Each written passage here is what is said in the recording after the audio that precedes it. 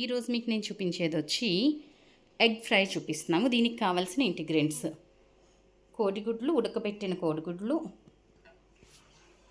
Oil, అల్లం వెల్లుల్లి paste, ఉల్లిపాయ సన్నగా తరిగిన పేస్ట్, కరివేపాకు, పచ్చిమిర్చి, ధనియాల పొడి, ఉప్పు, కారం, పసుపు అండ్ నూనె. ఇవన్నీ కూడా దీనికి కావాల్సిన పదార్థాలు. ఇంకా తయారీ విధానం ఇప్పుడు మనం చూసేద్దాం.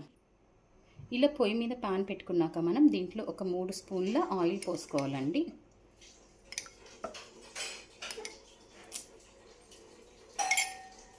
సో ఇలా ఆయిల్ పోసిన తర్వాత ముందుగా ఉడకబెట్టి ఉంచిన గుడ్లని ఇట్లాగా హాఫ్ చేసుకోవాల్సి వస్తుంది. సో వాటిని ఈ కాగిన నూనెలో వేసి చక్కగా వేపుకోవాలి.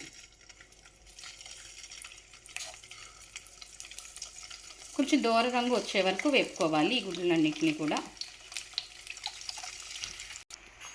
ఎగ్స్ చూసారు కదండి, చక్కగా ఇట్లా ఏగుతున్నాయి. ఇంకొంచెం దోరగా ఏగిదాకా వేపించుకోవాలి. వీటిని ఏగిపోయాక తీసి వేరే ప్లేట్లో వేసుకోవాలి. సో చూసారు కదండి, గుడ్లు ఎంత చక్కగా ఏగినాయో. ఇట్లాగా మొత్తం అన్నీ ఏగిన గుడ్లు ఒక ప్లేట్లోకి చక్కగా తీసేసుకోవాలి. సో సేమ్ గుడ్లు ఏ ప్యాన్లో అయితే అయిపోయామో అదే ప్యాన్లో మనం ఇంకొంచెం ఆయిల్ పోసుకోనండి. దాంట్లో మనం ఇట్లాగా ఉల్లిపాయలు ఒక బౌల్లో ఒక 4 ఉల్లిపాయలు ఉంటాయి అమ్మి, 4 ఉల్లిపాయలు, ఒక 4 ఉల్లిపాయలు ఇట్లాగా నేను చూపించిన ఎగ్స్కి ఒక అర డజన్ ఎగ్స్కి 4 ఉల్లిపాయలు పడతాయి. అండ్ పచ్చిమిర్చి, కరివేపాకు ఇవన్నీ వేసి దోరగా వేపించుకోవాలి. సగం వేగిన ఉల్లిపాయ ఇట్లా ఉంది కదండి, దీంట్లో మనము ఒక అర స్పూను అల్లం వెల్లుల్లి పేస్ట్ వేస్తే సరిపోతుంది. ఇది వేసాక ఇంకొక స్పూన్ ఆయిల్ వేసుకొని మనం చక్కగా దోరగా వేపేసుకోవాలి.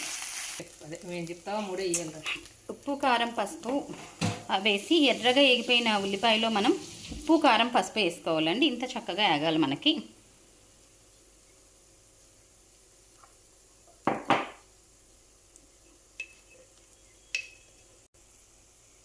ఉప్పు, కారం, పసుపు వేసి చక్కగా ఇలా కలిపిన మిశ్రమంలో మనం 1 స్పూను ధనియాలు జీలకర్ర పొడి వేసి చక్కగా కలుపుకోవాలి.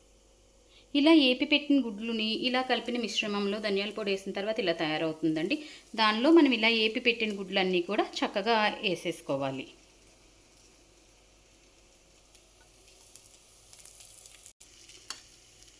ఎగ్స్ వేసిన దాంట్లో మనం గ్రేవీ పట్టడానికండి 2 వైపులకి మనకి చక్కగా గ్రేవీ పట్టాలి కదా. సో ఇట్లా తిరగా మరగా చేసుకొని మనం ఇంకొక నిమిషం ఉడికించుకుంటే సరిపోతుంది, వేపుకుంటే సరిపోతుంది. సో చూసారు కదండి, మమ్మీ చేసిన గుమగుమలాడే ఎగ్ ఫ్రై రెడీ అయిపోయింది.